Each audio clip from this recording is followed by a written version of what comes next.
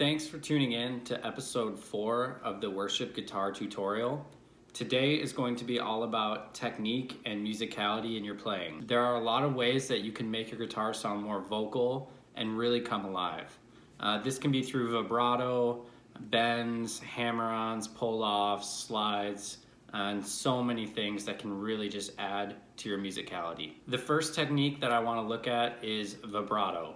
This is probably the best way to get your guitar to sound more vocal and more musical. You can use vibrato in so many contexts, and it's really easy to do and pretty easy to master.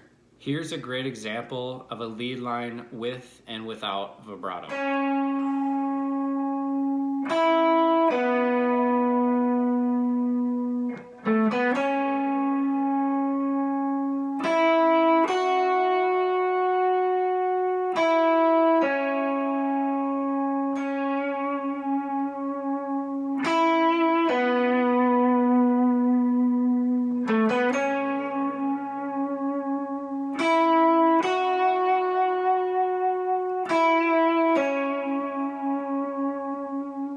Using a slide is a very easy way to make your guitar notes sound more musical and connecting the notes a lot better. Here's an example of a lead line using a slide technique and without a slide technique.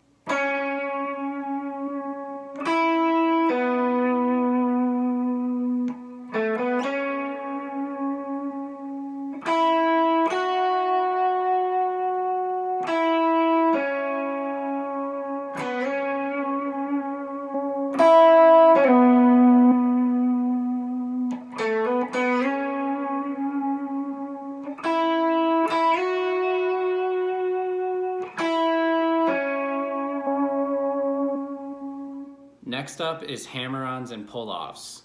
These look very easy at first, but it can take a little bit more time to master this technique. Here's an example of a lead line with hammer-ons and pull-offs and without hammer-ons and pull-offs.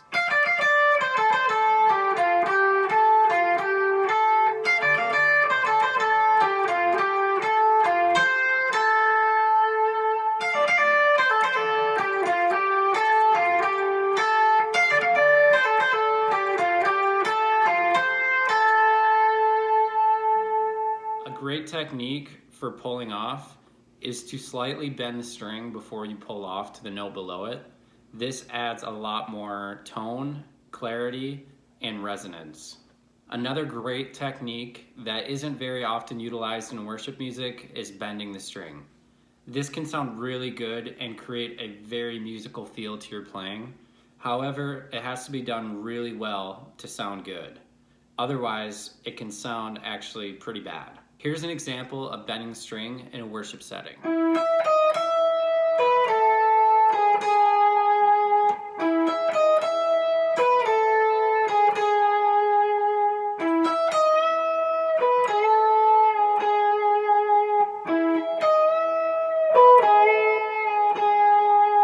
Next, I'm going to show you a great exercise that I use to help master my bends.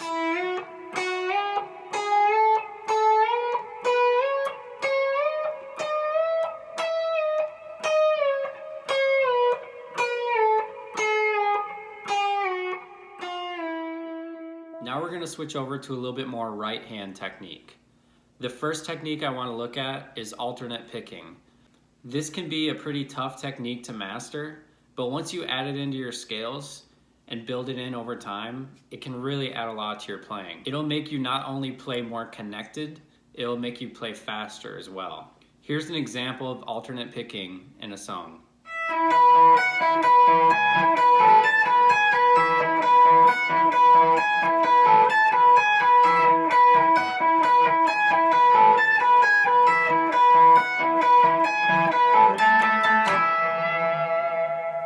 Another great right-hand technique that is used often in blues and R&B music is raking the strings.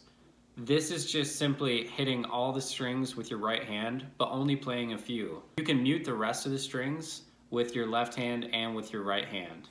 Here's a good example.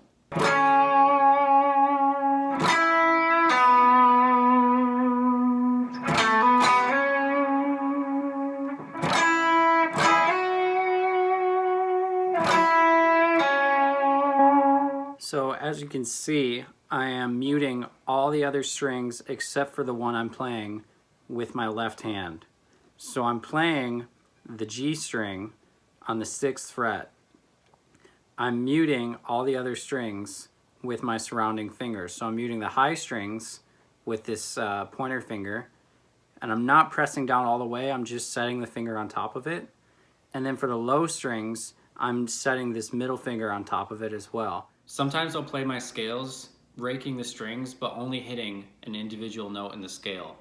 This is a really good practicing tool that I use to help me master this. The last thing I want to talk about is playing a lead line when there's not a lot of other instruments in the band. It can be very hard to play a single note lead line when there's only a couple other instruments. You can feel like the whole bottom end of the music just drops out. So something I do, if there's not a lot of instruments to cover your bases, is I'll play 2 or 3 notes in a lead line instead of just the one that is written. By playing multiple notes in a lead line, it keeps the overall body of the music there, but it still lets the lead line shine through.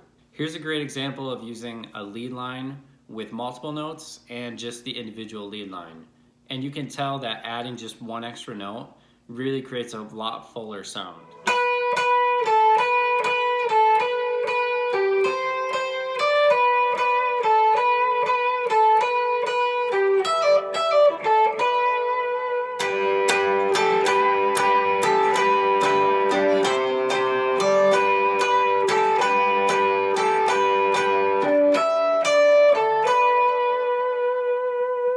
Thanks for tuning into this episode, and I hope you took away just a few things that can really add to your musicality and overall technique.